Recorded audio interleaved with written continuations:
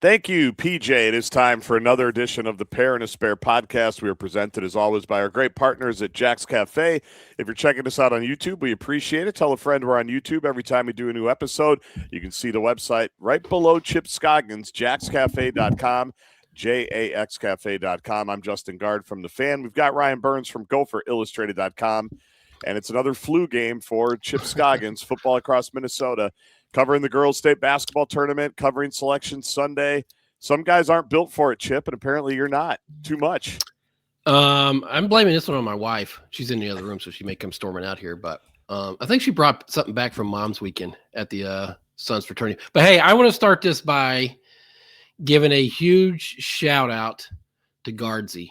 Oh, boy. Like, called in kind of last second to handle the TV play-by-play at the girls' state basketball tournament. And not that we're surprised, right? I mean, he has 17 jobs and he's good at all of them. But, man, just I'm happy to see the overwhelming universal praise that Gaardsy got afterwards, because absolutely crushed it.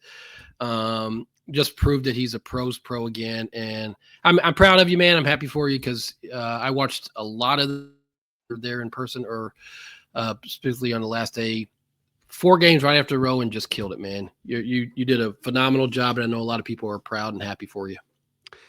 Yeah, we're very, very excited for you. I want to know, with your final call there with the Irish are royal. Okay. Yeah, hold on first. I have a lot in my office. The one thing I don't have is tissues. Jesus, Chip. I mean, come on. I'm proud of you, man. I'm proud of you. Thank you. Yeah, no, it is. The whole thing has been totally overwhelming. But go ahead, Burnsy. Well, again, if other grown men can't tell other grown men that we're proud of them, especially at our ages, are we ever going to hear it at this point of our lives? So we have to make sure you know. Thank you. But did you have that call ready to go in your head, or was that seat of your pants, high level announcing energy? Where did that one come from? Both. I had it in my head with about 30 seconds left. Wow, so that's off the cuff. Yeah, that's great. I had it in my head. Because there's this thing, and maybe we'll talk to Grimm about this. Oh, I just gave away our surprise guest. Maybe we'll talk to Mike Grimm about this. There's a thing in broadcasting where there's like this, I don't know what it is, conflict on should you script stuff, should you not script stuff. And I'm fine either way. Like, there's times where things are too scripted for sure. But there are also times when you think you have. So, and because it was the first time I did it, I wanted to make sure, and it was an epic game. Like, I wanted to make sure I had something where it wasn't just going to catch me. Like, I didn't want to just throw up all over myself after an epic final play. So I had that in my mind with about 30 seconds left. So I wrote it down then. I'm like, I can't forget this. Because if Hopkins had won, it was going to be something like the crown stays with the Royals, or it was going to be in the same family. But the beautiful thing about TV is you don't have to do anything. You don't have to say much. The story, the picture tells everything. So you can just say something quick and get out of the way. But it wasn't totally off the cuff, but it was in the final couple of minutes as I'm thinking, how am I going to put a bow on this thing? Because this has been an unbelievable game. And the last thing we need is the play-by-play guy throwing up all over himself at the end of it. I thought your best, I mean, yeah, you want a cool line to end it, but I thought your best moment where you do have to say stuff was Friday night when you had the clock malfunction, and you and Leah had to fill like probably 5 minutes worth of. It probably felt like an eternity at that time. I don't know if it was 5 minutes or what. It probably was 5 minutes where you had to but you had some great one-liners in there, and like that's your baptism by fire right there, right? The clock goes out and they can't figure it out, and you got to fill this time with something. Yeah, and that's where being a radio guy helps you. And the fact that it's a total meltdown. And as I always say, no lives are at stake. Like the problem with that is it took me a minute to come, because we were being goofy, as you know.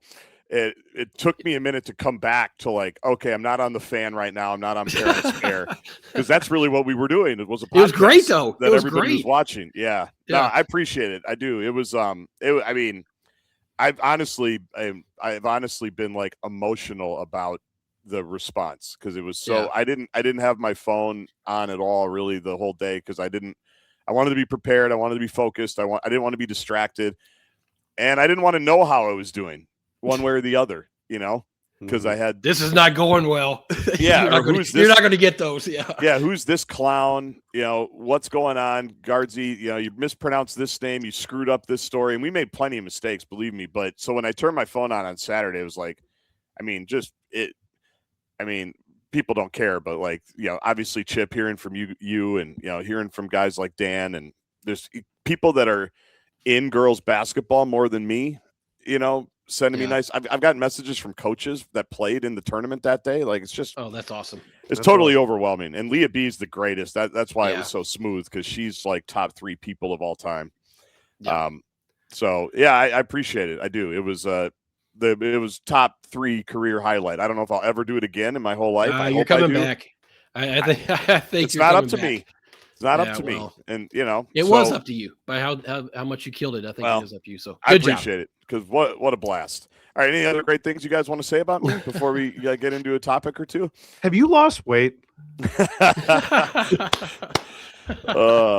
Unbelievable. Oh, should we just get to our special guest, because I see you jumped on? We ruined it. Yeah, we'll see. Let's get to our special guest, who, by the way, would have thrown up in his mouth if he would have just heard that last 6 minutes. So he's going to watch this episode. But he's, to me, the brother I never had. I talked to him certainly during football season more than I talked to my wife. We'll give you the backstory on why we're lucky to have him. It's one of our favorite phrases. It's the voice of the Gophers, Mike Grimm. Hey. I appreciate it. Thank you for the invite. I've had a lot of people ask me, when am I coming on? I said, I got to be invited, and it finally happened. So here we are. Gaardsy, I don't know if I'll have time to watch the first 6 minutes you just referenced. I don't know what it's about, but you'll hate it. You'll hate it. Yeah, you'll hate it. It was about me. It was about me. And, that's a shocker. Well, yeah, but I didn't bring it up. I was ready to get into some serious topics, but I can't help it. All right, so Grimmer, you're the voice of the Gophers. You have the Go Gopher podcast. You're the sports director at an statewide news organization, which you remind me of constantly. Yep. Guys, I know everything about this guy for the most part. There's a couple stories I definitely want to get into, but as we've done before, what do you guys want to know about my guy, Grimmer, or as PJ Fleck calls him, Grimmy? What do you want to know about Grimmy? I will say Grimmy is October 28th, the greatest day in the calendar year. It is. What? It is. You and I are kindred spirits that way. We share a birthday. October. And you are older than me. You're a year older than me. I'll point that out. So I couldn't remember if we were 1 or 2 years. If I was 1 or 2 years, your seniors at 1 year. Yeah, you're 1 year. Let me pause right here for the podcast for people that don't know. That's a classic Grimm move right there, to fixate on a detail that means nothing to anybody. We call it a speed bump. And Burns, you guys have all been around Grimm and me. I'll say we don't need a speed bump, Mike. Let's just move it along. Just keep the train moving. We don't 1 year, 2 year. You're both old balls. Who cares? Let's just keep the train moving. Glad I could come on. Yeah, that's good. This is how it's going to go. Hey, Grimm, I was thinking about this when we knew you're having on. Like, so when I was a kid growing up, my favorite, every year at Christmas, I got a Sports Illustrated subscription for the year, and I loved it. Like Gary Smith, all the writers, I'd read it cover to cover, and that's kind of fueled my passion for writing. Who was that for you as a young kid? And did you grow up saying, listen to the radio, watching TV, and say, that's who I want to be like? Yeah, from maybe 8 years old. That said, I also subscribed to Sports Illustrated, and it really wasn't until I was probably a year or two into college that I wasn't sure if I was going to go the Chip Scoggins route of maybe trying to be a sports writer or get into sports casting. I was a sports editor at the high school newspaper I worked for. Actually, I was the editor of the high school newspaper, and then the sports editor, another detail, Gaardsy, and then the sports editor when I was at college. So I enjoyed sports writing as well. In addition to SI, I liked the sporting news because I was more of St. Louis. That was more substance, right? I mean, that had, cover to cover. There was no internet. I mean, that's how old we are, me being a year older than you. And so to get your info, Sports Illustrated and the Sporting News, but the Sporting News in particular for me, that was like the internet. That was where all the info was, and you'd spend the week kind of sifting through. And the kids now, they have no idea what it was like going through the box scores of a newspaper. That's right. Yeah. But to answer your question, so I liked a lot of writers there, and then locally, I've told this story before. I grew up in Iowa. So there was back then there were when I first was born, there were 5 different radio announcers that did Iowa games on the radio. Wow. Obviously no pro sports there. And then even up through 1997, there were 3. And I had the closest station to where I was growing up was in Cedar Rapids. So a guy named Ron Gonder was the voice of the Hawkeyes when I was growing up. So I would listen, and back then games weren't on TV very much, and I can still pinpoint it to the day that it hit me like this is it. It was in 1981, and Iowa beat Nebraska 10-7, and just was an unthinkable upset. Nebraska had won the year before 57-0, and then Hayden Fry shows up. And in his third year, they beat Nebraska. And I'm in the back. I'm sitting with my dad on the picnic table in our backyard. We've got the radio on. And I really was, I didn't really know that much about college football. And that did it. I heard that, and then I would listen each week. And I was lucky enough. I worked for 8 years at that radio station for Ron Gonder. So it was pretty cool. Wow. That, sometimes they say you don't want to meet your idols. He's one of the great people in the history of mankind. So it was a dream come true to work for him. Occasionally, when I get back to my home area, I'll try to get connected with him. He's still around, it's still healthy, and it's always fun to catch stories with him. And I think people that would listen to my broadcast, if there's probably not a lot of folks in Minnesota who really have a big background in what he sounded like, but I think people that might be tuning in on the Varsity Network or Sirius XM, if they had listened to him, would say, oh, there's a little bit of Ron Gonder and that guy there.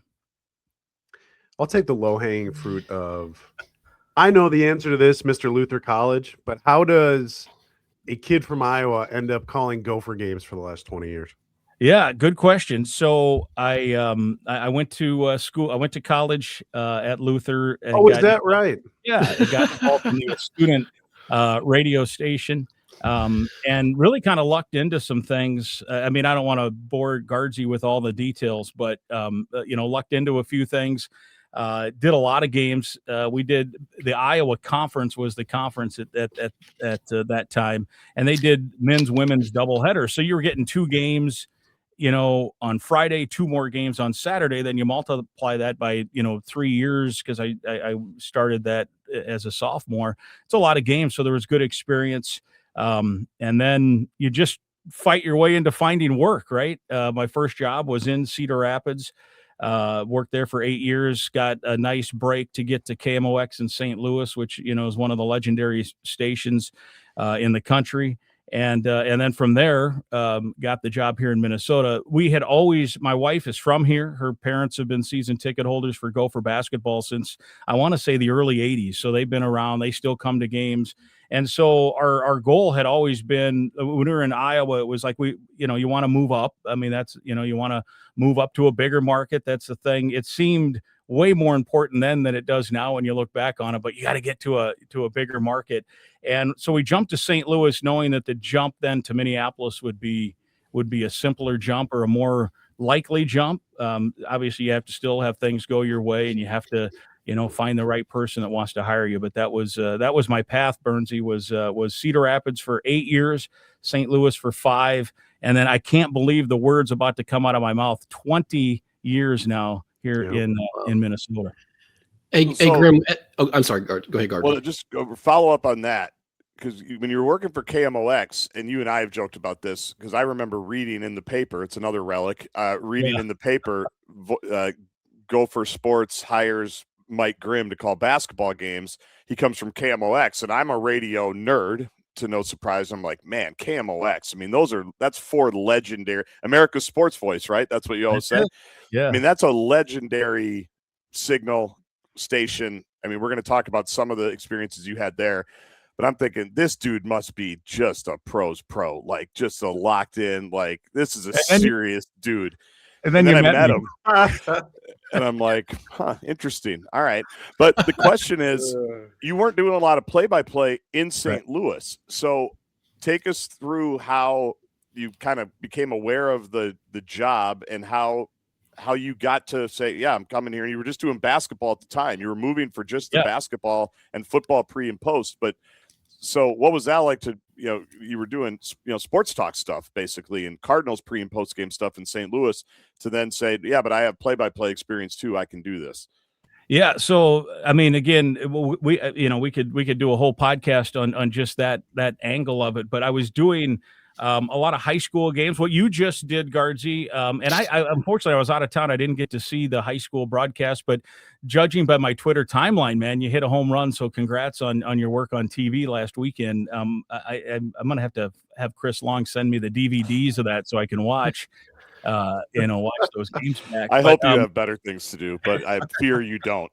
There was probably not. There was a radio statewide network at the time that did the high school tournament. So I was doing high school like weekly games on the Cedar Rapids station, and then the state tournament. It was a statewide. We had, I think, 5, 8, 10, whatever stations that would carry the championship games, and that was fun. And then I did the Iowa women's games for 1 year play-by-play, and I did the Hawkeye post-game football show for, 6 or 7 years. So I had some play-by-play experience, and that was where I wanted to go, but did not have much play-by-play experience in St. Louis. And so if we really want to go into the weeds in terms of how I applied for the job and found out about it, this would have been early 2000s. So this is old dial-up internet, and, you're just thumbing through different things. And I stumbled upon, I believe Judd had a little blurb that Learfield had gotten the rights. And if you remember at the time, Dave Lee was doing football. And then during basketball, Steve Thompson, another awesome dude, he was doing road Gopher games, and Dave Lee was doing home games because it had an impact, I think, on Dave was, the morning show guy, and the days he was gone, the ratings weren't as good. So they worked this hybrid deal, which would be interesting, right? But I think Learfield was more interested in, we just want one guy to do, they don't want to switch back and forth. So I think in Judd's column, it said they're looking for a play-by-play guy to do basketball. And I'm like, well, we want to get to Minnesota. Let's see what it's about. And so I had, again, getting in the weeds, the connection I had at Iowa, the general manager of the Iowa network, I knew. So, and I was even thinking about this. I can't remember if it was text or the old AOL instant messenger, but I got a hold of, I think we texted in 2001, right? There were texts happening then. Yeah. It just cost money. It cost. Yeah, that's right. Yeah. Per text. Yeah. Yeah. It costs money, and I always got in trouble. Yeah. I texted the guy, Eric Buchanan at the time was the GM there, texted him and said, "Hey, what do you know about this job?" And legitimately in 15 seconds, he responds and says, "We're at GM meetings in Tuscaloosa. I'm sitting next to Greg Gerlach, the GM. I told him he better hire you." I'm like, oh, well, that's a good start. So then I sent stuff. But here's how I sent stuff. I didn't have play, but I wasn't going to send a high school game 6 years old, right? I mean, 6-year high school game from, 1999. It would have been 06. I said 01. I got to St. Louis in 01. I left in 06. So, a high school game from 2000 or 2001 in 2006. So I was doing the Brad Soderberg show. I was doing the pregame and post for the St. Louis Billikens, and they played at the St. Louis Blues Arena. So I knew I wanted to send a good tape. So I literally went and set up. I did my own little Dan Robotham gear, set up in the hockey press box, and called the Dayton St. Louis game. It was the last game of the season at home. And I did it. I nailed it. It was a good broadcast. I didn't send the whole game and put it on a CD. Now you just email it. But back then you couldn't email files that big. Put it on a CD, put a fancy barn logo on it. I went and got a picture of the barn and put that on the cover, sent it in, and there were 4 finalists, and luckily I ended up being the guy that they chose. And here we are all these years later, and I've enjoyed most every minute of it. There's only been a couple times, usually when Gaardsy's around, that I haven't enjoyed my time here. We won't bring those moments up. Hey, as a play-by-play guy, you see a lot of times guys will like mimic someone else that they like. What was that process like for kind of finding your style, your voice, how you call a game? Is that just something that refines itself over reps? Yeah, it does. I think there is some osmosis. Like you're just going to sound sometimes like the people you listen to. Even like I even notice at times when you're just listening to talk shows, people will talk the same, ask questions in a similar manner. Obviously, you come up with the same catchphrases. Like in Gaardsy's afternoon show with Dan, there's catchphrases, there's themes, and it just that's why that the comfort of that show is there because you've got that. So I think similar things happen in broadcasting. You just come up with a style by listening. And then you try to make it your own. I think people that would listen say I've got a unique sound. I don't copy anybody, but that doesn't mean that I don't, on purpose, I'll say stuff kind of to pay homage to some of the people who I've, people who listen all the time know that in basketball, the first basket, if the Gophers score it, I say, people ask me about this. I say, Chip Scoggins scores, he has the first pickle out of the jar. And it's a stupid saying, but people say, man, where'd you come up with that? And it's a total Ron Gaarder, the reference guy that I grew up listening to. That's what he said. And so just in a tip of the cap to him, I'm not trying to steal it as my own. If people ask, I say, yeah, I'm doing it, to kind of pay tribute to a guy who had, great influence. And I've since talked to Ron about it years ago. He stole it from a guy he grew up listening to. So it's been passed on, from generation to generation, which is cool. But I think people would hear a little of that. I think on exciting plays, if people really wanted to stretch, I think from my time in St. Louis, and I'm not trying to suggest I'm as good as any of these people, but I think that you'd hear a little Mike Shannon and Jack Buck from their baseball days. Like Mike Shannon, when he has an exciting call, and I didn't really notice it, I would listen back to some highlights when they get played or whatever. Shannon would always, when he would do a call, he'd go, he did whatever. And when I listen back, I do that. And I think it was just through osmosis that I picked that up through Mike Shannon, because Mike would, was very excitable and he had some incredible calls over the years. And obviously Jack Buck, one of the greatest of all time, which was one of my great career thrills, getting to hang out with him for a few months. My first year on the job, he would come into the we had a little basement studio at the old Busch Stadium that I would do sportscasts from. You'd get the clubhouse would open at 3. We'd have a sportscast at 4:15, and then Jack would be upstairs in the regular press box, getting ready for the game. He's broadcasting Cardinals games. And then he would at 5 later in life, he published a book of poems. He would write poems every week. He had, if people really want to go and look on YouTube, after 9/11, the Cardinals and Brewers played the first game back from that. And Jack had that poem about, we're all united. It was pretty cool. It's on YouTube still. I'm standing like 10 feet from Jack Buck on the field when he's making that speech. It's unbelievable. But Jack would come down every day at 5:50 and join KMOX afternoon show. I'd be on at 5:45 to do sports, and then Jack would sit across from me in this little studio, and I'd turn his microphone on, and they would talk to him and get a preview of the game, or he'd read poems. I mean, whatever. And so think about this young guy. And so I worked with Ron Gaarder, and then Jack Buck I grew up listening to Cardinals games. And so I worked at that station as well, which I've been pretty fortunate about that. But my first, I'm ready to do a sportscast. I'm sitting in Busch Stadium, and all of a sudden Jack Buck walks in and sits down. Like when you think about your knees knocking when you're in the batter's box, I had a little of that going early on in my life. I was 30 years old at that time, Hey, but okay, you brought him up, so I gotta interject. You mentioned the 9/11 poem, and that you were 10 feet away from him, but talk about the preamble to that, the part that you were a part of, because to me this is a top 5 story for me to hear, again, as a radio guy, just the preamble, and that's all I'll say.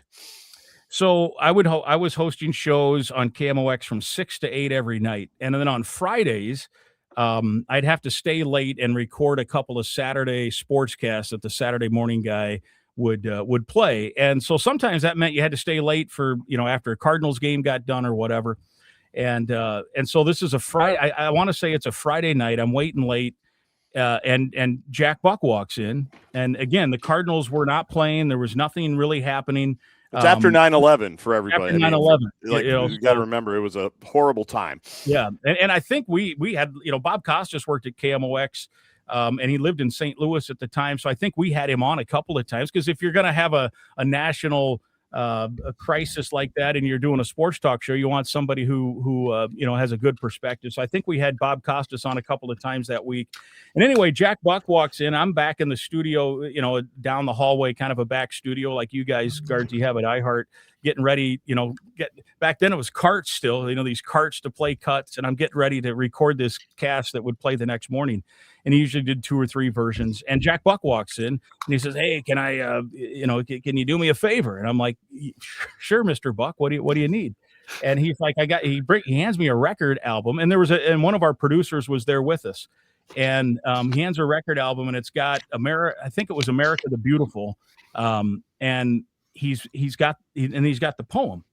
And he's trying to time it up because he knows in a night or two, I forget, it was a day, I think it was the following Monday, he's going to read this poem to kick off baseball, because Bud Selig had called and said, "You guys are going to start it off." And so Jack Buck said, "All right." So he writes this poem on that issue, and then comes in this Friday night. So John Grayson was the night host, Lisa Herman was a producer, and it's me. And so we're playing the record, and he's just kind of standing there. We're not recording it. He's just timing it to see how the timing's going to work and when to pause. And clearly he had been practicing this at home, because he nailed it right there. And literally, remember how emotional that time was? Like, we're in tears, because he just nailed this thing. And he just looks up, just innocent, like he's not a Hall of Fame broadcaster. And he goes, "Is that going to work, do you think?" Like, he was so sincere, and we're like, yeah, I think you're going to be okay. I think you're going to be all right. And so watch it. Everybody should watch it. Yeah, it's on YouTube. And so he does it. He does it at the ball game. And Selig then later says that when Jack Buck delivered that poem, he knew the right decision was made, because there were a lot of people said, "We should not be playing baseball right now. We have other, and Buck said, "We're ready.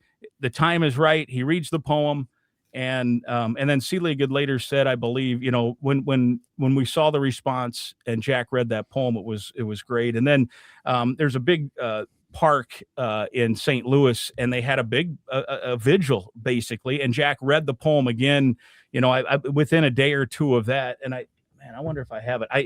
I have the copy of the poem he read, at the deal. It was printed out on this patriotic paper. It's all crumpled up, but he autographed it for me. I've got it. I've been meaning to frame it now for 20 years, but it's in my desk here someplace. Yeah, it's pretty cool. Do you think that'll work? That's my favorite.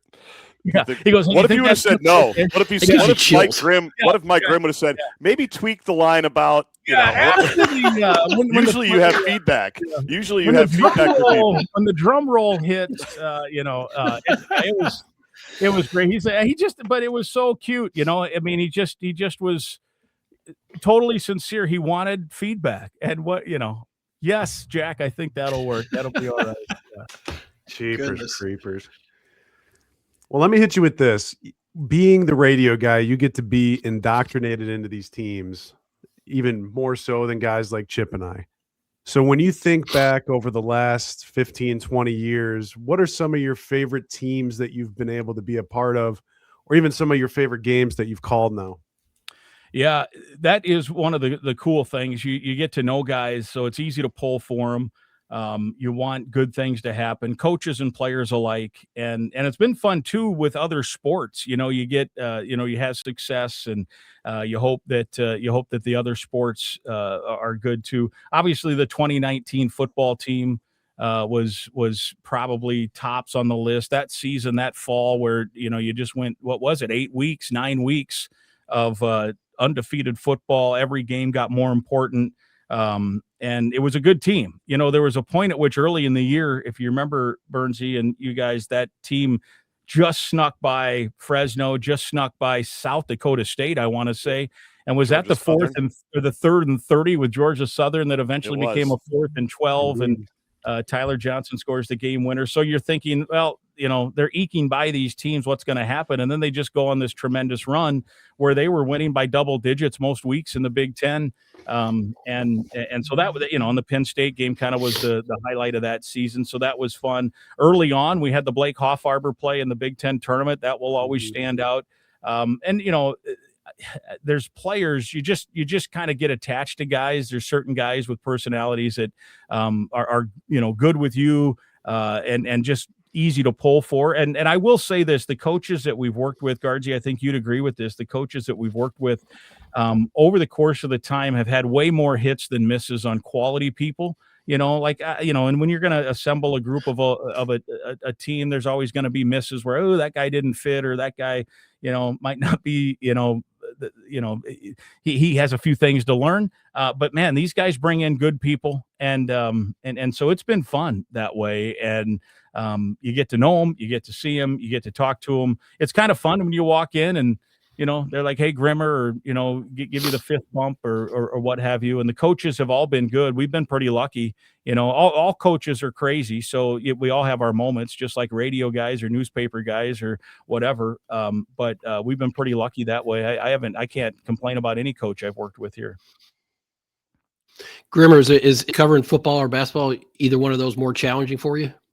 Well, I think they're two different preps, at least for me, and I'm not saying that's how it should be for everybody. The way I would look at it is in a like a college setting, right? I'd use it as a metaphor of college. For football, it's a week-long preparation, I would call it, from Saturday to Saturday, and I kind of look at it as I'm taking 12 final exams over the course of the regular season, and you spend a whole week studying for that. Because Gaardsy knows this, I just have a process. I'm just not going to shortchange the process, whether that means I got to stay up till 3 or wake up at 3 or do different things.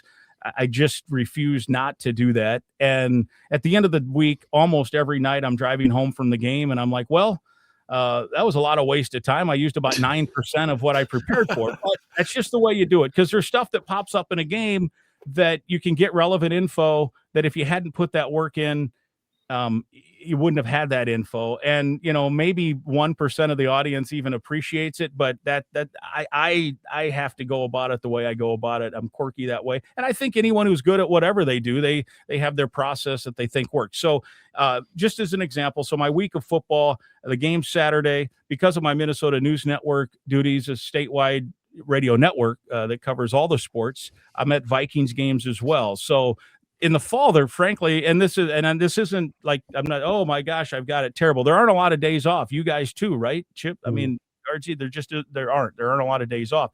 So you go from a Saturday football game, if you're playing a night game at Ohio State, you get in, and there's a home Vikings game the next day. You get in at 3 a.m, and you're up and ready to go for a noon kickoff because you're covering that game. Mondays are days that I don't do much with Gophers. I just kind of decompress. Like I've got colleagues who that's the day they start their prep for their spotting boards, right? And I'm like, nope, I don't, not doing that. Tuesday, then you get into it. We got the coaches show for that, during the week. Gaardsy and I do that at noon. Wednesday, we watch a practice. We do player interviews. I like to start maybe getting my boards starting prep on Wednesday. Yeah, yep. Can I stop you there? Those boards, those are, I see you guys making those things out. They're like, how big would you say those are? Like larger than a manila folder, right? Yes. I'm sure he has some. Yeah, he's got them. He's got to have next to him. Yeah. YouTube, I mean, you guys have so much written on there. I mean, how do you guys keep track? It's a lot of highlighting more than anything. All the writing on there. How do you keep tracking, like during a game, go back and find what you're looking for? Yeah. This is New Mexico. This is New Mexico from our bowl game. So this process to do their two deep. So this is their offense. This is their defense. So you just flip it on the change of possession. And then there's one for the Gophers too, which is across the way. That takes about 4 or 5 hours to fill out. And I usually do that either Wednesday or Thursday night, depending on what the week presents itself with other stuff. And then Saturday morning, I put finishing touches on it with injuries, with other stuff. And honestly, as I'm getting older, Gaardsy knows this. I wait till Saturday sometimes because if I put it in there on Wednesday, I'll forget by Saturday. Serious. So you get old and you start forgetting stuff. So that is the process. And then Thursday, also I try to watch so let's say New Mexico, let's say you're playing New Mexico. I always tape a game or two from the previous weeks of the opponent. And then I'll watch that game from the week before for two reasons. One, you just want to know what's going on. And I'll watch the game different than most, right? I'm watching sometimes for body type on wide receivers so I can quickly identify who makes a catch, or running backs. Because now it used to be fun. You got one running back all game. All you have to do is say hand off to Smith, hand off to Smith. Well, now teams are rotating 3 and 4 guys every week. So you got to pay attention to who's in there so that you know who has the handoff. And so body types, how they run, our guys pretty well after a few weeks. I don't have to study that too much, but I'll still always go back and watch the Gopher game from the week before as well. It is amazing too, some of the stuff you pick up. You think you've seen something, like that's how it went, and then you rewatch it and you're like, oh, that isn't exactly how it went. All right, so that's good. You find out stuff that way. So you watch a game. Sometimes I'll watch 2 games of the previous opponent just to have that. So again, not hard work, but think about that. That's another 6 hours out of your week if you're going to watch 1 or 2 games of that. And then Friday, it's a travel day. If it's a road game, we go to practice on Friday. That's when we do the pregame interview with PJ Fleck. I suppose I shouldn't tell people that because we kind of present it as if it's the day of, but we record that after Fast Friday practice. Man, just the Wizard of Oz, shattering the man behind the curtain. Yeah, I thought that was right before kickoff. Even I thought you were talking to PJ. Yeah. That's exclusive for Spare and a Pair podcast listeners. That little tidbit. It's Pair and a Spare. Come on, get it what right. I said. Spare and a Pair, Jack Buck. Yeah. Come on, let's go. Like I said, I would. As you get older, you forget stuff. So that's the week basically for football. Basketball, I would call it. It's studying more for pop quizzes. Like most of my work I do the day of. It's about a 6-hour, I'm going to say 5 to 6 hour process to cram it all in. But I really don't devote a lot of time because the games just keep coming now, especially 20-game Big Ten schedule. They've crunched it into, a shorter time. And there's games, you're sometimes 3 games a week. So you just can't devote that much time to it. And it's quicker. There's less time to tell stories because it's really just possession by possession kind of thing. Not to say that you're not putting a lot of work into it, but it's like 30 pop quizzes as opposed to football, which is a bigger production. I mean, football game, what we're on, Gaardsy, 7 hours on a Saturday. By the time we sign on and sign off, 6 or 7 hours. Yeah, but it's all 5 to 6. Yeah. That's a lot of talking. That's a lot of prep. That's a lot of stuff you got to kind of know. And then, like you said, these cheat sheets for me are huge. So this is the defense. So this is a 4-3, I put it's in the format of the defense. So it keeps me, in the offensive line, quarterback, backups, running backs, receivers on the outside. So. No, Grimmer, you got many quirks. And I think all 4 of us Burnsy, we all have quirks. We all have quirks. And one of them that I've gotten to learn here over the years is that if you get to travel to a road game as a member of the media, Mike Grimm is the one who selects the restaurant that you get to go to the night before. Yeah. You are Mr. Foodie of the traveling media group here. Now, I don't know how that got started, but how did we get here, Grimmer? Well, I enjoy food. Great question. I enjoy fellowship. And we kind of call that our food and fellowship time. Yeah. And because my theory is it's a lot of work. And quite frankly, no one, I don't know, Gaardsy's getting rich because he's a high priced afternoon, co-host, but most of us aren't getting rich either. So if you're going to do something that's a lot of work and you're not getting rich, you better enjoy it. Right. Mm-hmm. And I thoroughly enjoy it, but probably the most enjoyable part of the week, quite honestly, is the Friday night kickback and relax and spend time with Gaardsy and DT and Burnsy and Chip. You've joined us sometimes on the road. It also comes with some the 2 highest pressure things for my job.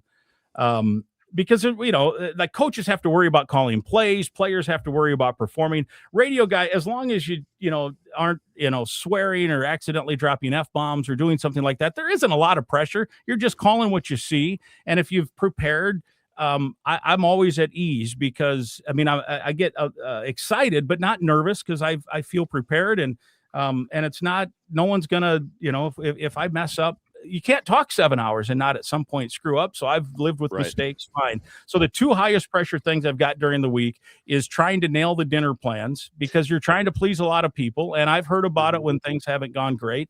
Picking a barbecue spot in North Carolina that didn't serve alcohol was not, I'm still hearing about that. I didn't know that. Should. Like, who doesn't serve alcohol? Yeah. Who knew?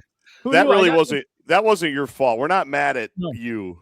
We're mad at it. By the way, we won't out him. It was a legendary broadcaster. So like when Grimm said, I got a suggestion, and when I heard who it was from, I'm like, well, this is going to be great. Like this North Carolina. Yeah, this might be the best dinner we ever have. And if this is the individual who's been everywhere and seen everything and knows what we're looking for here, I mean, we get there and it's like, do you want white milk or chocolate milk? You know, basically, it's like, what are we doing here? It wasn't good. It wasn't good. Food was fine. Food was fine. Food was pretty good if you knew how to order. That was the other thing. Some people didn't order properly. They're ordering. You go to North Carolina, Chip and Burnsy, you order pulled pork. That's darn right. what you do with a vinegar mustard sauce. But some people decided they wanted to order chicken. And some people decided they wanted to order other things, and let's have an idea. So there's pressure on that, and then you're getting texts from everybody. Oh, I don't want to spend a lot of money, or hey, there's a great steak place, but this person wants pizza. And the good news is when you go to spots enough, sometimes you run into spots that you're just going to go back to time and time again, and that's good. And then the other pressure thing is getting the line in for Gaardsy's morning crew on the KFAN show, the movie line, the movie quote each week. There was some pressure that came with that. And, ultimately that came to an end, but we weren't going to bring that up. We were going to bring that up. We're not going to follow. We had a pre-production meeting about that. Yeah. We're not going to bring it up. We're not, because first of all, I'll get fired before you do, because I'm still mad about that. But, tell us more about the dinners. Yeah. Those are the two highest pressure things I had for the week. And the way I looked at it is, if those are the two things you're worried most about, your life's not too shabby, right? Find dinner for 6 or 8 of your great friends, and get a stupid movie line in for some goofball morning guys who I love. Nothing wrong with that. So what's your for our listeners? What's the best spot on circuit that you love? You have to go to every time. Well, you should go back. Go to the Gopher podcast, where like 3 years ago, Grimmer and I did a Big Ten Foods episode. Frank and Wally were there. Remember that, Grimmer? Yeah. I think Corporal was on too, right? On that, he may have been. Yeah. So yes, he was. So go. He'll give you the exhaustive list. There was like, shocker, it was like 3 hours. That ended up being a two-part, two-weeker. It went longer than we thought. But go ahead, Grimm. Give him the Cliff Notes version. So some of my favorites are in Bloomington, Indiana, which luckily we were able to eat there a couple of weeks ago. Corey Provis was doing that game on the BTN, so he met us out there in Bloomington. Zagreb's, Janko Little Zagreb's is the full name. We just call it Zagreb's. Great steak. Old school looking, steakhouse, supper club kind of place. Bob Knight used to go there. They've got the old Indiana Hoosier posters up all over, the old, every season now, they put out the posters. Indiana for years had, they look like paintings, but they were pictures, if that makes sense. They tried to make them old school, nostalgic looking, and so they're all hanging there. So that's probably my favorite spot. We don't go to Indiana as much. When it was the East and West football division, Gaardsy, we've done only 3 games there. We've done 3 games there. Well, you get Bloomington and West Lafayette this fall. It might only be 2, but yeah, we're going there. 2. Yeah, it's 2, and I missed one. Are we going to bring up the 2014 game? That's a classic. I mean, if you want to, we started the show by we started the show glazing me. We might as well rip me at the end here. That's fine. We can do it that way. Suffice it to say, that was quite a trip. Yeah, it's we've been there 3 times. You missed the one Ron Johnson filled in because you had women's hoops duties in the Bahamas. Not all heroes wear capes. That's what we tell Gaardsy. Yeah. It was a tough call. It was a tough call. Bloomington, Indiana, or Atlantis. I've missed one Gopher football game in my time, and that was for Atlantis as well. And that was 20 Michigan State, our first year. Bob Kurtz. Yeah. Bob Kurtz filled in because the hockey team was on strike, and he was available. And he actually is a Michigan State grad who used to be the voice of Michigan State.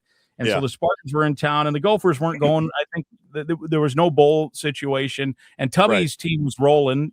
And so we said, all right, we'll send you to the Bahamas to do the 3 basketball games, and Bob Kurtz will do football. And it was great. It was fun.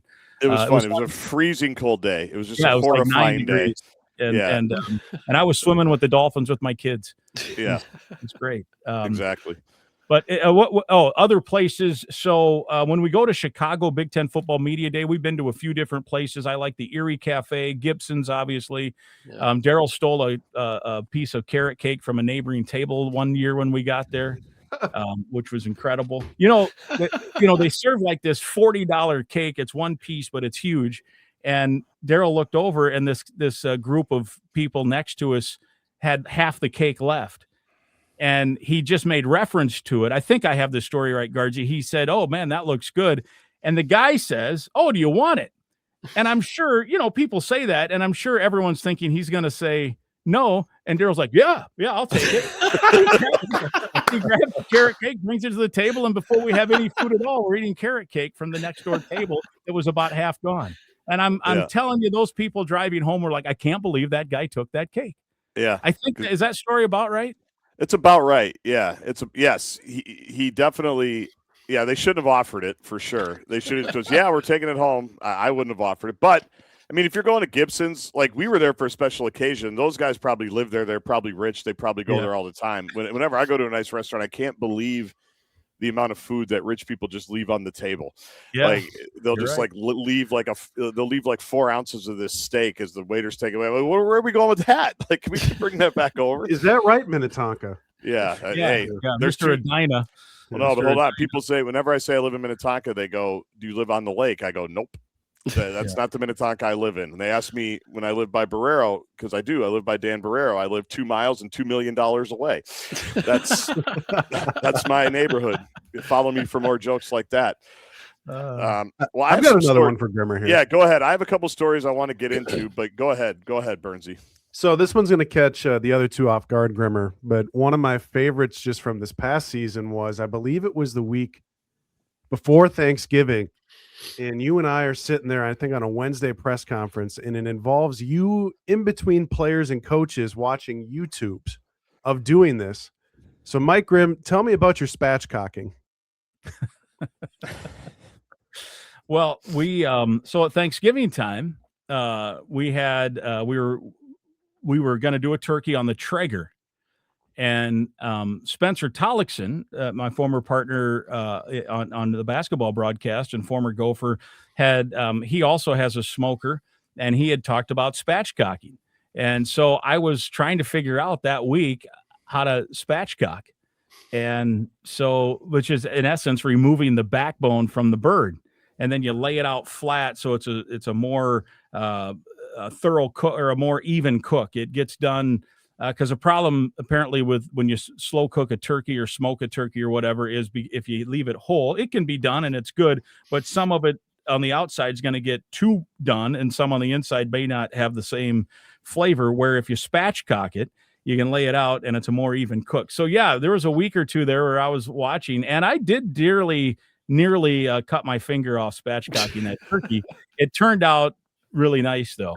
And my in-law, you're not even telling the best part of this story, which is, again, I don't have to explain it to Gaardsy because you guys are an old married couple. But you guys know when Mike Grimm comes into a press conference, okay, he has to talk to everybody in the room. Yeah.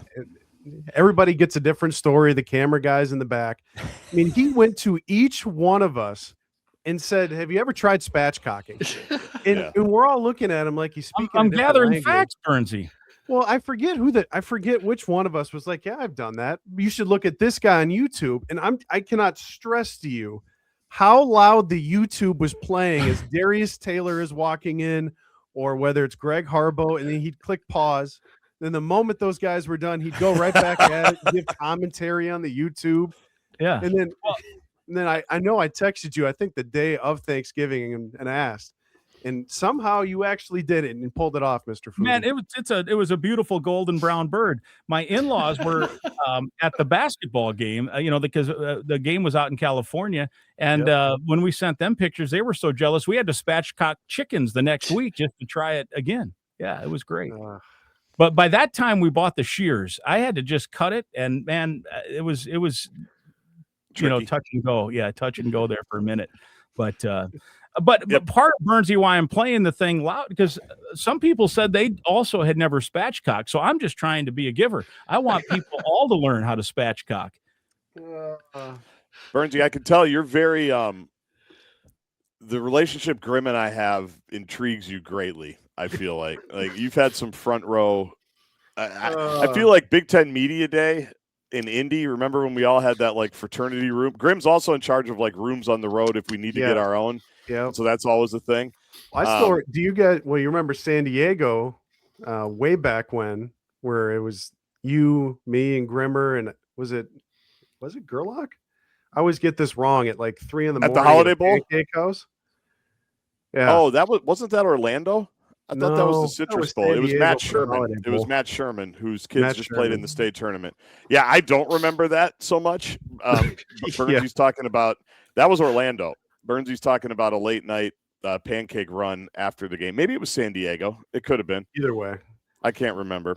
Well, that's the biggest fight Grimm and I ever had was in San Diego on the way to the Holiday Bowl, and we still talk about it. I'll let you talk about it, Grimmer, or I'll let you tell that story in our final few minutes. I'm sure we all have places to go. But there it is. Grimmer's holding up a Diet Mountain Dew. I'll let you tell your version of the story, and then I'll clean up the errors and the omissions on why I was feeling the way I was feeling. So a lot of people like Starbucks or Caribou or whatever coffee. My drink of choice is Diet Mountain Dew. I get up every morning at 3 a.m. so I need some caffeine kick. And when you're we need to get into your sleep schedule, which is a whole topic in itself. Yeah, we can. I don't know how you do it. But anyway, I need a little kick, and then you're dependent on it, right? And so it's to the point before a game, home road. If it's home, I just stop at the Quick Trip and get the Mega Buddy, right? And then you're on the way for a home game, and you've got your caffeine fix. And I'll bring the biggest cup of all time. I'll bring the Mega Buddy right up into the radio booth, it's like a pony keg. If it's on the road, if the hotel is a Pepsi facility, then I'll just go buy a couple bottles. But oftentimes that's not the case. So you got to find a CVS or a Target or a convenience store nearby. Well, San Diego, where we were staying, there's nothing. Yep. And so we get the Uber to go out to Jack Murphy Stadium, and we're on the way. It's a night game. But Gaardsy, we're leaving way early, and Gaardsy has a pregame to the pregame. So it's a 2-hour pregame, and then he has to host. I think probably Dan was gone that week, and so I had to host a radio show from Jack Murphy. Yeah. I think you and Burnsy were co-hosting, and I popped in once or twice on the show. Anyway, on the way out. To stop you real quick, you mentioned earlier how the day of a game, like you feel calm and you feel prepared and you're ready to go. I rarely feel like that, because I'm always like scrambling from like one job to another. So like I always feel like I'm under the gun. Like you talked about the exams and the pop quizzes. Like I feel like every day in my life is a pop quiz that I'm preparing, and I try to be ahead of it, but sometimes I'm not. And with this particular day, I'm hosting like a 2-hour radio show before, and I'm not really ready to go. Like I want to make sure everything's set up and ready. I have anxiety about getting all that going. So anyway. Yeah. So we're in the Uber, and I'm trying to look for a convenience store to tell this driver, hey, buzz in here. I got to go and get a couple of caffeinated beverages. And Gaardsy was having none of it because he wanted to get there to get ready for the show. So we're in a little bit of a lover's quarrel. Yeah, a little lover's quarrel here.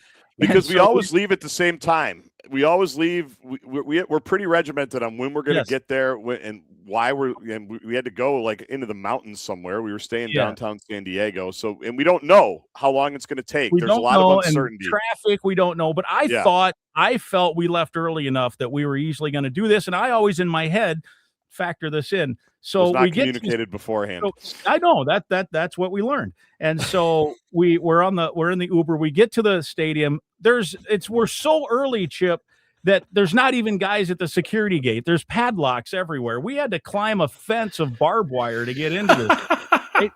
So we're into the stadium, we're walking around, and we're still spatting pretty good. It's a long walk to the. Yeah, we're walking around the concourse, and we're still going at it pretty good. It was a pretty good fight, and I think we were both pretty sincere and being pretty pissed off about the whole situation, that I didn't get due, and that he had to get there to get prepared. And I'm like, we had plenty of time, and I'm looking at my watch, and we did. But in fairness to Gaardsy, we didn't know how long it was going to take.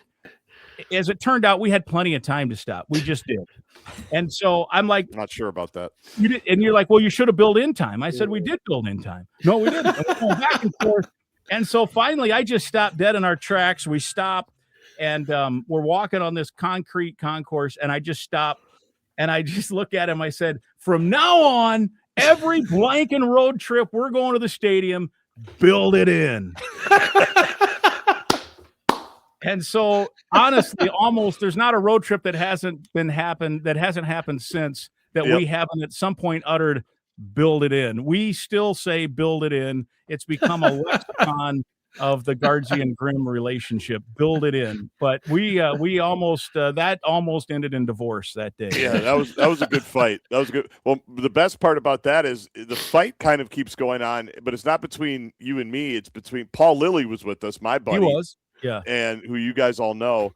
Yep. And now, because of that, when he meets us on the road, I'd say Grimm, half the time, especially if he was driving when he lived in Chicago, he'd buy you Diet Mountain Dew on the way. Because he was so uncomfortable with the fight, he wants to avoid that now at any point, because that, like, Gaardsy and I are like brothers. You know how brothers fight and they're pissed, and then then like 10 minutes later, it's like nothing happened. Correct.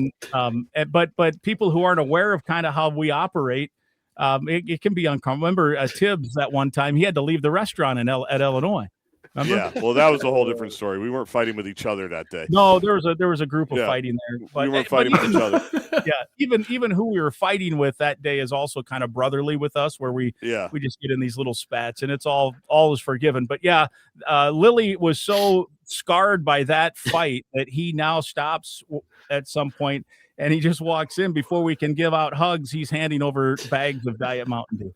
Well, because what bothered me about it was we'd been in San Diego for like 2 weeks. We had plenty of time to get Diet Mountain Dew. Like, that's what I always do when we get to town. Right away, I get what I need, which is. But I did you go out earlier? I had gotten in. It was like the night before. That was a short trip.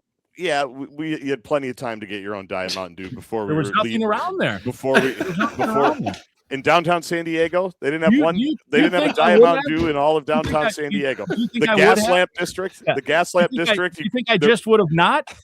Yes. I think you were sitting around walking on the boardwalk. You're telling me the Gaslamp District of San Diego, there was not a Diet Mountain Dew to be found. Yes, it was all closed. It was a holiday, Gaardsy. It was a holiday bowl. This is an average interaction, by the way, listeners. This is not scripted. This is not scripted. You find them in the hall. This is 10 years ago, too, by the way. This is literally 10 years ago. I love it. Over a Mountain Dew. Over a Mountain Dew. Diet. Build it in. Diet. Build it in. Build it in. I get all my stuff the day before. We're never waiting on me. We're never. My stuff's. I don't impose on people. Like, we say we're leaving at a time, we're leaving at a time. Yeah, we now say that. We just build in a little extra time. Last story, last two quick ones, and they're about your parents, who we know, because they would come around. Your dad would come all the time. It was great. Your mom comes pretty frequently, not as frequently because of a story I want you to tell that happened in the Kinnick Stadium press box with your mom and your aunt. And was that 2019 or was that 2019? So it's a big game. So no, it was 2019. Yeah. Yes, I think it was 2019. Okay. But tell that story quick. Well, it may have been 21. It might have been 21. Actually. Okay. Was that the same game where you and Robotham got into a fight and were screaming at each other? Or was that 2019? No. That was earlier. That was like 2015, I believe, because that was the same game. Brian Ferentz got in trouble for yelling at the replay ref, which took Robotham I off the hook for a whole nother reason on that one. That was Dan Robotham and I, again, brotherly. We got in a little spat in the press box about Gaardsy's sideline report, no batteries. And so we're going at it. First quarter, we were going to do a thing about the Kinnick Stadium wave. Well, we weren't, but I, on the spur of the moment, sent it to you. was not planned. So which it was which I always love, by the way, when I don't know you're coming to me and you just throw it to me. But I knew you knew about the wave, because this was just when the wave was starting at Kinnick, right? And so first year, instead of going it was the first year, and PJ was the first coach to really embrace it. Is that now all the opposing coaches do it? But remember, in practice that week, they actually practiced going out to the hash mark, turning around, waving to the kids, and so. And why I didn't think of it sooner, I don't know, but I knew you knew the info. I wouldn't have thrown it to you if I thought you were going to flub it, but I knew you had the info and knew about this tradition that had just started. So instead of going to a commercial, I'm like, oh, Gaardsy knows this. I said, let's go down to Gaardsy. But what I didn't know was that he was either having to change batteries or something, so he couldn't hear. And so Dan and I got into a little spat. And as you know, at Kinnick, I believe that to be the quietest press box in the Big Ten in terms of a working press box, because it's closed. Nobody talks. It's just, and I'm not out where you guys sit all the time. So maybe I'm wrong on that. Maybe they're all that way. Usually the open air ones are a little different, but that's a closed one. Anyway, we're right next to the writers. If I look to my left, I can see all you guys. And so we're I'm like, why would you do this? I don't know. Well, we didn't have batteries, and the batteries were dead in the first quarter, which is inexcusable. That was my whole thing. Yeah. Like, how can't he have batteries? How did the batteries die? So we're going back and forth like brothers would do. And then I look over and there's like 96 sports reporters all looking right at us like, what are these two clowns yelling about? And I'm like, oh boy, somebody's going to tweet that and we're going to get in trouble. Well, thank God Brian Ferentz at halftime was dropping every word in the book on the replay guy in the quietest press box in the Big Ten, and he got the official reprimand and we were off the hook. We probably wouldn't have gotten in trouble, but it was I look over and everyone's just looking at us like, what are these two jokers? I was there and I didn't hear it. I was there. I heard Brian. That was funny. It was funny because you're right, Grimmer. It is quiet in there, and you could just hear Brian Ferentz just losing his mind. Yeah, and we're all just like, what in the world's going on? And look down at the Iowa writers. They're all like, Brian. It was crazy. So my dad and mom were there. That was one of the fun things that Gaard, I'm from Iowa, so they would come and hang out in the press box. They got a nice kick out of it. And my dad actually, he was, I'm probably part of why I am, because he was a kind of a guy that liked to talk to people as well. I mean, he'd be playing spatchcock videos if he were still around right now to cameramen at press conferences as well. So he got to know somebody. I mean, the Iowa SID, Steve Rowe, and him got to know each other well. Well, he is just about ready to leave at halftime just to walk down and refill his Coke or something. And the next thing you know, he gets pinned up against the wall by the security guys because Brian Ferentz is just like Tasmanian devil down this back hallway. And that was the last game I think Ferentz was up. Brian Ferentz was up in the press box. I think he had to be on the field after that. But anyway, he took us off the hook a little bit. Anyway, where were we going with that? Your mom and your aunt. So my dad passed away in 2019. So my mom and my aunt came down in that fall in 2019. I can't remember if it was, I think it was 19 now. So my brother, my brother came with, so those three are in the back. The game has started. I'm in the middle of broadcasting a major Division I college football game. And all of a sudden my phone starts flashing text. I'm like, what is going on? So I look down, Paul Rovnak, you got to come get your mom. Iowa SID, you got to come get your mom. I don't know if somebody else text like, hey, you got to, I'm like, what's going on? So we're not in a commercial or anything. So I take my headphones off and I yell back up to my brother. I'm like, hey, where's mom? I don't know. I'm like, go get her. So he goes out into the press while the play's going on. Yeah. While there's plays, in between plays. So as it turns out, my mom and my aunt decided to go rogue on me. And they just left the press box because it's a working area. You don't want to take up space. Well, they had the credential and they went down and sat in the very front row because there were some seats available. And my mom did say, well, I asked the usher and he said we could sit there if we had credentials because, they have open seats at certain spots.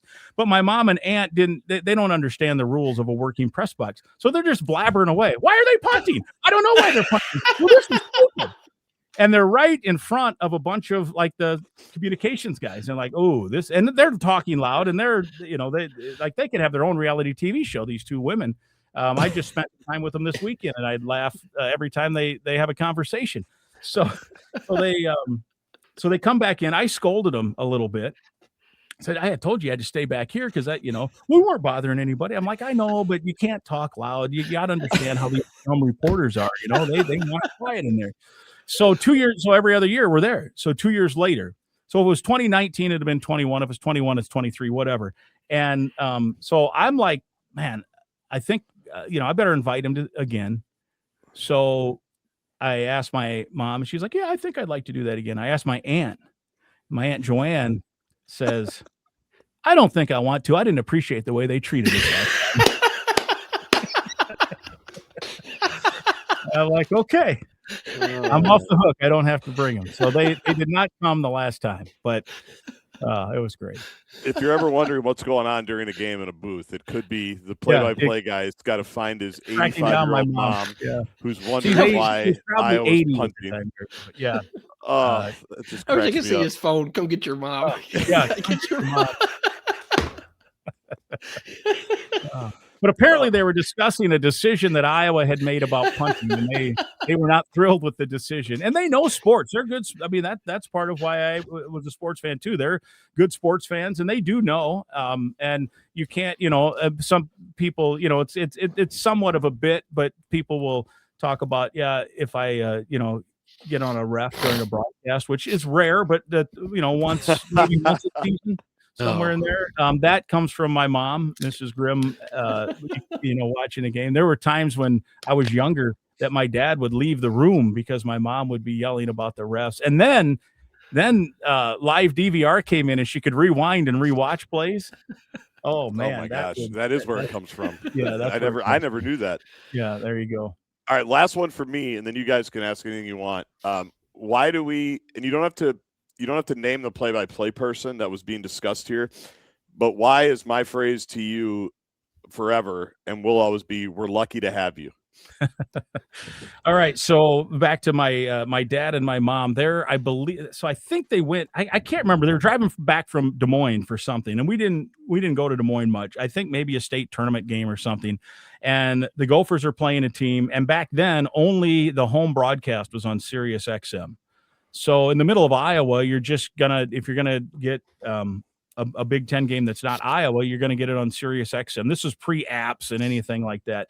So the home team was the call. So the Gophers were on the road, and the game was going on. And I get my phone lights up. It's my dad, and I'm like, why is he calling? He knows, and I know he knows we're playing because. We had talked about it earlier. I called my dad every day until he died. We talk on the phone at least once, usually twice. And so I'm like, he knows. So I'm starting to worry a little like, oh, if he's calling during a game, this can't be good. So we get to a commercial break and I'm like, okay, oh man, I'm nervous. I'm listening to the message. And he's like, hey pal, this is Dad. Hey, Mom and I are driving home from Des Moines and we're listening to, and we only can get that guy. I just want to know, I hope those people in Minnesota know how lucky they are to have you. Because listening to this guy, we don't know what's going on. Talking about the other, the guy that they have to listen to. So I tell Gaardsy that story, and he got a kick out of it. And so almost weekly, we'll get a text back and forth to be like, lucky to have you. Lucky to have you. Yeah, I mean, it's 100% weekly. I mean, it's because you and I do a lot of favors for each other. Hey, I need you to do this. Could you do that? Lucky to have you. Yeah, it's basically me saying I love you. That's like my shorthand for I love you, Grimm. Yeah, lucky to have you. So it was. You think about it, it was kind of cool in the commercial break to get that. One, it was a relief that someone hadn't. Died or something. But two, to just have your dad tell you, hey, they're lucky to have you up there because I'm listening to this other guy, and whatever. So. Isn't that classic parents though? You're in the middle of work and they call you just to let you know. To let me know. Yeah, this is Mom and I just driving home. That's awesome. Hey, Grimm, my last thing for me, is there in your time here, is there a game or a call that you had that still just kind of stands out to you that is a favorite? Yeah, so I think the Penn State game is probably my favorite game. The Penn State-Minnesota football game, ranked 4th and 8th, and the Bateman touchdown where it just popped into my head. I think that is probably the call that most people will ask me about or reference. That or win a pie for it, which I never actually said. Which again, the morning show guys came up with that one. Same year. just on an accident. No, that was 2017. Oh, was it? Okay. Win a pie for it was PJ's first game. Tyler Johnson against Buffalo jumps high, makes the catch, and then the next day went up high for it. Yeah, he went up high for it, but the next day, I think I have this right. They're playing the highlights on the power trip, and either Hockey or Cove were like, "How did Grimm come up with that one? What are you talking about?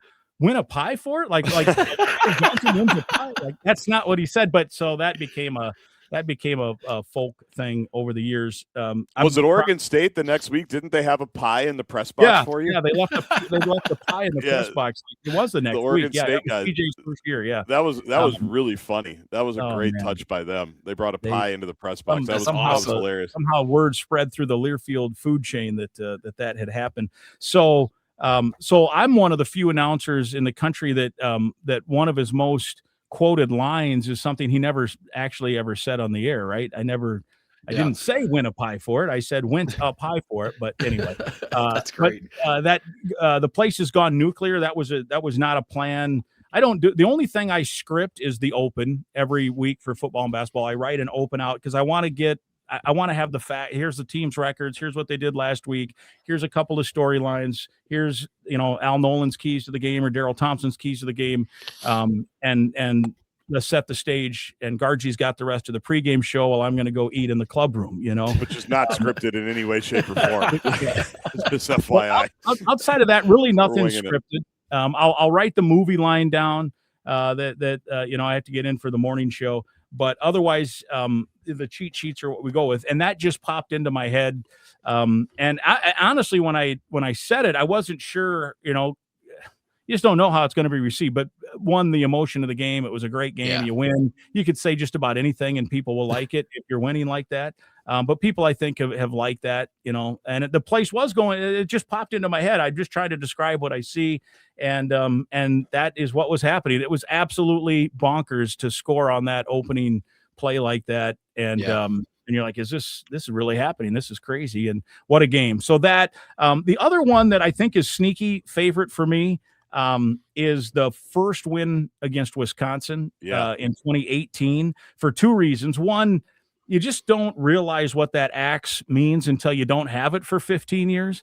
And even when I remember when Minnesota won it, the people in Wisconsin were like, why are they like, they're parading that all over the state and it's at the state and now that it's kind of a rivalry, they're valuing that thing a little bit more now too. And it becomes not that they didn't, but when you win it a lot, you just take it for granted a little bit. Anyway, two reasons why that game was great. One, you win the axe and it just like this, it just seems like a weight's off your shoulders and there's some euphoria. But two, to have the game decided, like there was no tension. It wasn't a meat grinder of a game where you're sweating it out. You just could enjoy the last 10 minutes of that game, knowing what was going to happen. And it was, I thought, just a great buildup. So I really enjoyed that game a lot, the 2018 winning the Axe game, and really every Axe game after that the Gophers have won, I've enjoyed as well. But that was really a fun game. The Hoff-Arbor play against Indiana was fun. The Gabe Kalsher game, the air guitar game against Louisville down in Des Moines, where half the place or more than half the place. Des Moines was great.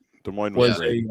That comes to mind. There's others, Andre Hollins, one of my all-time favorite dudes, scoring 40 or 41 against his hometown Memphis team in the Bahamas. That was kind of cool. So yeah, I mean, we've been going over. Gaardsy said 45 minutes. We're at an hour. But you get some radio guys going. We can vamp. There's no doubt. But there's a lot of games. But I would say those probably stand out. The Outback Bowl. Gaardsy's got his Outback poster, and I've got mine right here in the same view. That game was awesome. We took those from the hospitality room about 12:30 on New Year's Day. Yeah, exactly. Like, well, we're the last ones here. Yeah, nobody. Game's tomorrow. Yeah. School probably got charged for it. There's probably a missing invoice somewhere for a $3.99 poster. If the school got charged, we'd have gotten invoiced. We would have gotten invoiced. Speaking from a guy who's got a few Diet Dew invoices from the hotel. Any final questions or thoughts, Burnsy? I mean, we could go another hour. We don't need to do that to Groomer. Well, he's got nothing but time. Can I tell one now. more? So can I tell one more? So last fall, once a year, I go down during football season and speak to the Rochester Quarterback Club. Great group of dudes, Gopher fans. It's a really cool little luncheon. They have the athletic directors from all the high schools each week, the 4 high schools in Rochester come in and give a little update. And then they have somebody come in and talk. Coyle's been there. I think PJ, Daryl, the group. I don't know. Gaardsy, have you been down there? Burnsy, No. you've been down there? Burnsy, no. Anyway, so I'm speaking. We're in the middle of the football season, a couple of nice wins, basketball, new coach. I give my spiel, 20, 25 minutes. And I'm like, well, if anyone has questions, go ahead, fire away. Guy in the back raises his hand. I'm like, you're first. First question. We could talk football. We could talk basketball, anything Gophers. And he goes, when are they going to have you on the Pair and a Spare podcast? Yes. First question. Yeah. So being We're the big in Rochester. being the funny man I am, I said, now what's that? I'm not aware of that. And he thought and he thought I was serious. And he's like, well, that's the show that Justin Gaard and Ryan Burns and I'm like, oh, I'm not familiar with it. But if they'd asked me, I'd go on it probably. So now all this time later, here we are. And our buddy in Rochester can rest easy. Here we are. With, that gentleman reached out to me that afternoon and was like, "Did you know Mike Grimm is never?" And I was like, "Okay, yeah, really? Okay, Grimmer, thanks for that one. Yeah, I appreciate it. Huh? Yeah, nice. I like it. No, I was just like, I'm not familiar. What is that now? Mhm. I just played it off. Brilliant stuff, man. We're lucky to have you. We are lucky to have you. The first question they're asking me about Gaardsy and Scoggins and it's a big Burns show, Mike. This is the Pair and a Spare podcast. I mean, this is a big deal. I was, I said I don't get nervous. I was a little nervous about coming on this. Yeah. Big group of people. Yeah. All right. Well, I'll say this. We are lucky to have you. And I mean that sincerely. We do fight like brothers. I didn't want to get in the argument publicly about how we're going to fight about the spring game in a few weeks because I'm just going to be so annoyed with you. And now that now that it's even more public, you're going to make it worse. So I'm going to try to get out of the spring game. But I've got plans now. You want to do some stuff? I got stuff for you now. Yeah. Crazy. Well, I'll say this because I listen. I was just saying this to somebody the other day. It's hard for me now to watch a game and not have voices in my head. I don't know if it's like that for you, Grimmer, but sometimes when I'm changing batteries or something on the sideline and I take my headset off, it's very strange to be in the stadium and not hear your voice in my ears. With what's going on, but I hear what's happening and I see what's happening, and Grimm nails it every single time. And I've sat on the field before. The Penn State game's a great example. The Chris Ottman-Bell touchdown, which we probably don't talk about enough because everybody talks about Winfield's pick, Howden pick, obviously Bateman. The Ottman-Bell touchdown puts them up 21-7. And it's the one time in history the bubble screen has worked. That's a whole nother thing. We always talk about 960 on that. The tunnel and the bubble, but it worked. Daryl hates that play. You don't like that play. None of us like that play. But to hear Grimm while Chris Ottman-Bell was running that play, and I don't want to swear on this pod because I have to edit it, but you bleeping. I even said it to you during the break. I go, Grimm, you bleeping crush that. That's a guy you consistently meet the moment. You consistently, are saying exactly what's happening. We are lucky to have you. Not just because of your dad, but I hear it every week and I'm seeing what's going on. And, every once in a while I'll be like, it's not the right running back. What the hell is he doing up there? Or no, it's not the right receiver. It's a different guy. Because like you say, you talk for 7 hours, you're going to make mistakes. But in the big moments when what they pay you for, you crush it, dude. And we are lucky to have you. And I'm lucky to learn from you and hear you every week. And you're a legend to me. And I hope we always joke, I grew up listening to Ray Christensen, these poor kids that have to grow up listening to Grimm. Unbelievable. I mean, it's just a shame. But you're the best, brother, and we are lucky to have you. Yeah. Well, and when I occasionally will go down, a bad path of telling maybe a joke that shouldn't be told, not on the air, I wouldn't tell it. And then we laugh, and then I go to Daryl, just like Ray used to tell him, right? No. I mean, Ray's the greatest individual, guy, most polite man in the history of the world. And now they're stuck with me. And now they got you. Well, and Only like knew. you just showed your board, Daryl tells us this is what Ray Christensen used to Yeah, have. exactly. An index card like this. Literally, he would have an index card with everything written down, and that was it. And that's all he needed because he was Ray. Crazy. And now we got Grimm. Now we got this guy. Now you're stuck with this guy. Yep, exactly. Well, Anything hey, else, guys? That was fun. Yeah, that was fun. Yeah. No, we love you, man. And I'll echo everything that Gaardsy said. But as great as you are at your job, you're a better person and a great friend. to us. Hold on. And we love you. We love you, man. Well, I love you. I'm guys, not going as to you end know. that way with Grimmer. Grimmer, next time we'll get into 80s hair metal band, And baseball. And baseball. Edmonds and Ozzie I'm Smith, and why you don't like Minnie Manuso. I mean, there's a lot of different things that we can get into, but we Minnie appreciate Manuso. I don't know who that is. Well, you can Google him. Yeah. He's the voice of the Gophers, Mike Grimm. Burnsy, great job. Chip, great job. Thanks as always to our great partners at Jack's Cafe. Make your reservations at jackscafe.com. And we'll talk to you soon on the Pair and a Spare podcast.